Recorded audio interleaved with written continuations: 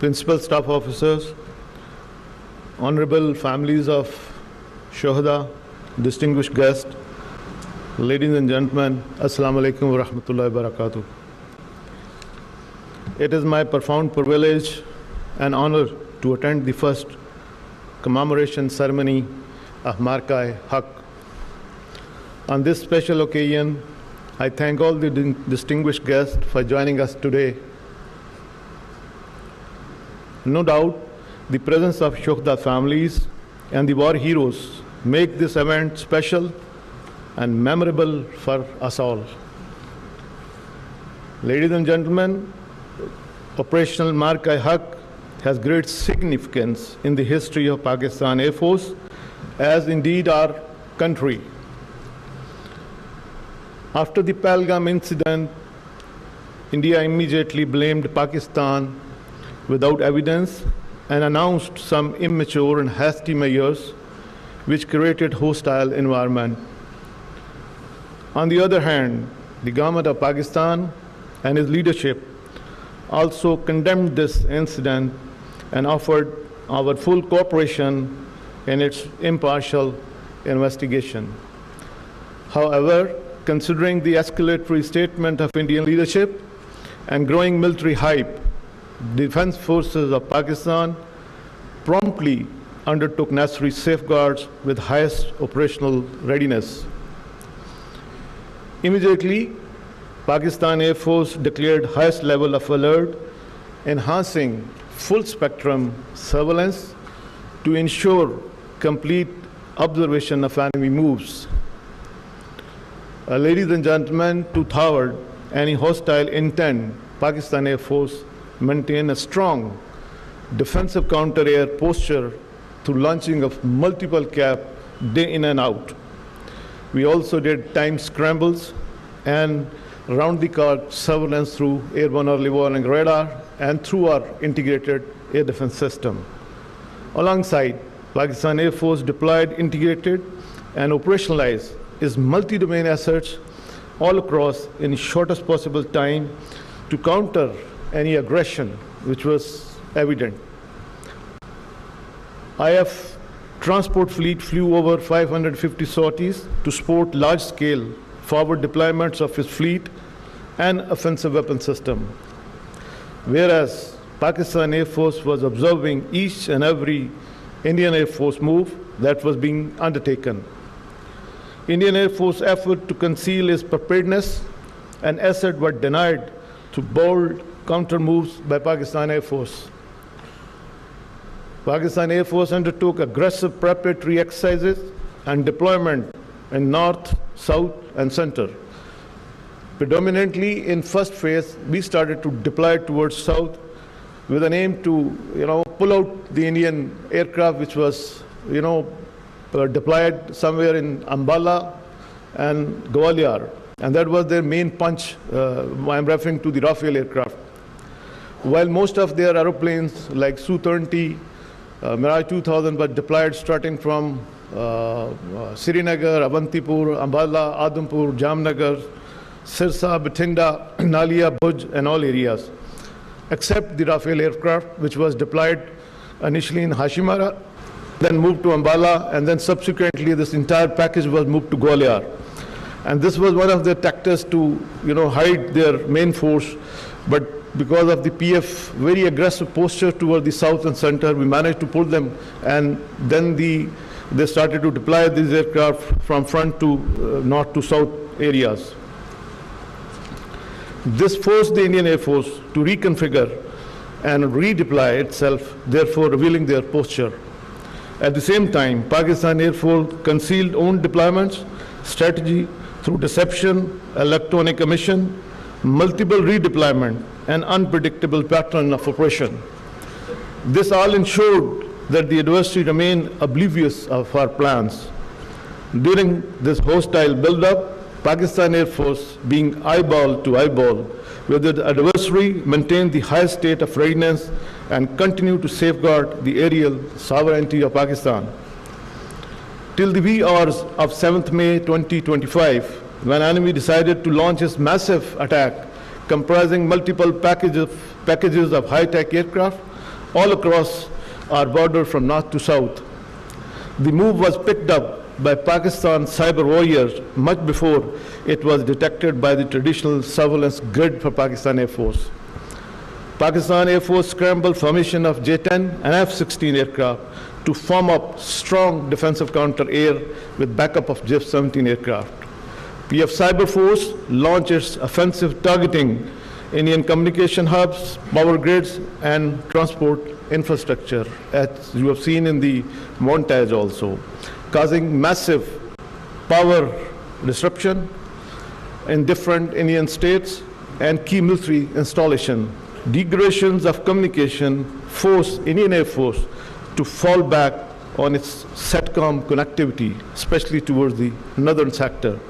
This multi-domain interplay severely degraded Indian Air Force capability to operate as an integrated network force. What follows was the largest and longest BVR versus BVR engagement in the history of air combat.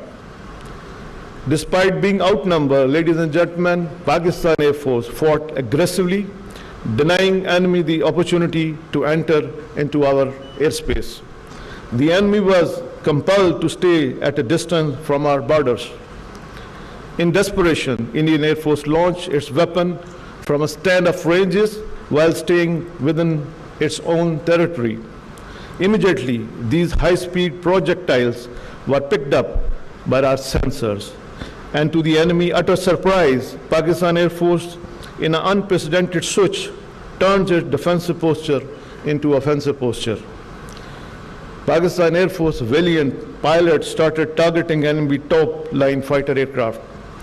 Within minutes, multiple Rafale jet, Su-30 MKI, Mirage 2000, MiG-29, and multi-million-dollar unmanned system were shut down.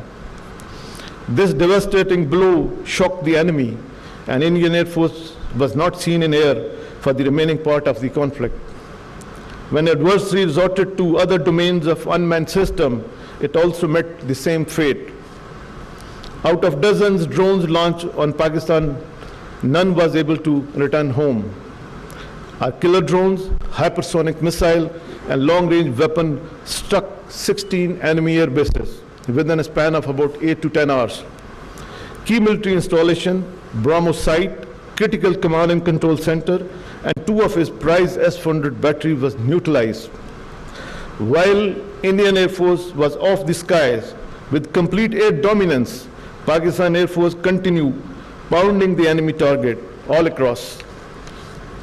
The adversary was shocked by the Pakistan Air Force aggressive attack, campaigns against its main bases, and key installation all across sectors. At the core of this success was Pakistan Air Force homegrown kill chain that seamlessly integrated all our operational element into single formidable force package. We employed the element of cyber, electronic warfare, and space along with long-range vectors, unmanned aerial system, killer drones, and loitering munitions. For the first time in the history of air warfare, PF conducted full-spectrum, multi-domain operation. The world was stunned to witness this superb execution of PF operation that were excellently choreographed and flawlessly executed.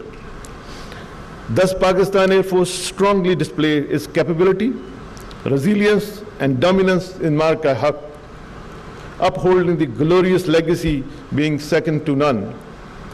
Certainly, this resounding success was the outcome of unified approach by all the elements of national power and above all, Allah's special blessing. Without any doubt, Pakistan Air Force could have gone further, but we exercised responsibility, mature and well-calibrated force application. Pakistan Air Force attacked many high-value and high-visibility targets.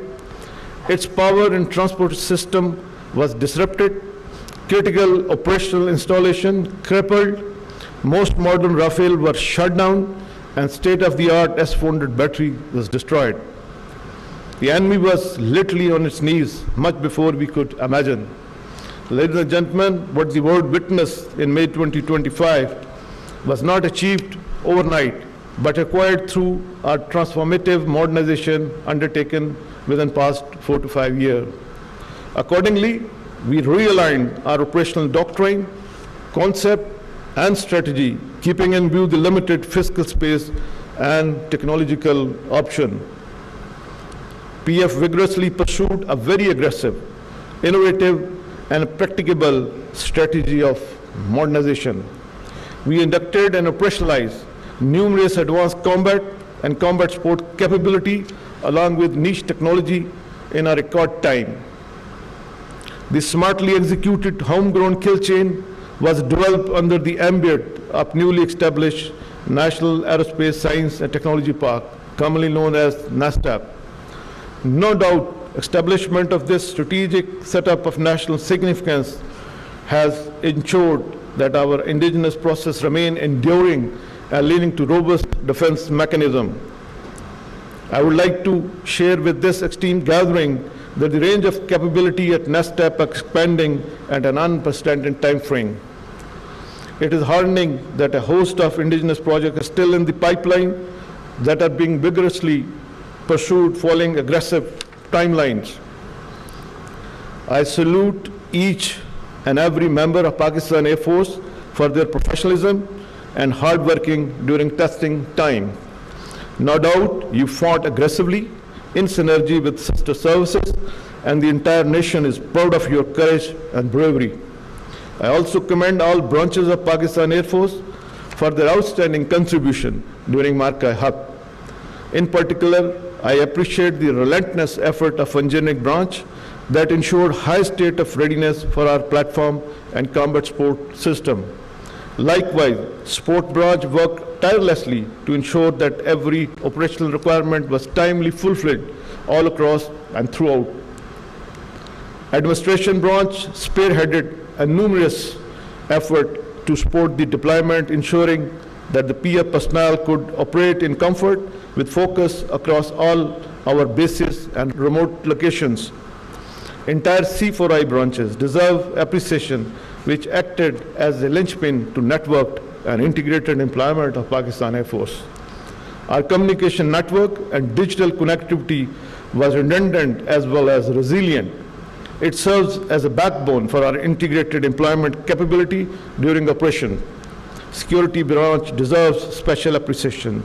Notwithstanding the prevailing challenging security situation, it ensured foolproof security of our bases, remote location during deployment all across the country.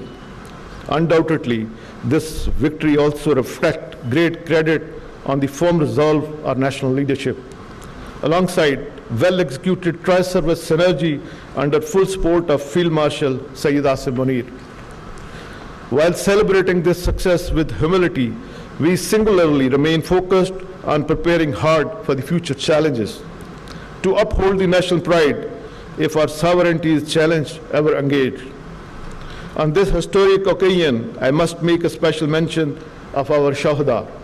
Indeed, we are indebted to their supreme sacrifice, matchless contributions, and selfless devotion, which will always be remembered with great admiration. No doubt, they are alive in our hearts and will continue to shine in the glorious history of Pakistan Air Force. Marka-e-Haq has renowned our ancestral spirit of sacrifice, and inshallah, Pakistan Air Force will live up to the expectation of Pakistan's brave and resilient people. I assure that Pakistan Air Force will always remain a symbol of pride for this great nation. May Allah Almighty guide our endeavor to be the enduring guardian of Pakistan. Pakistan Air Force, Zindabad, Pakistan, Paindabad.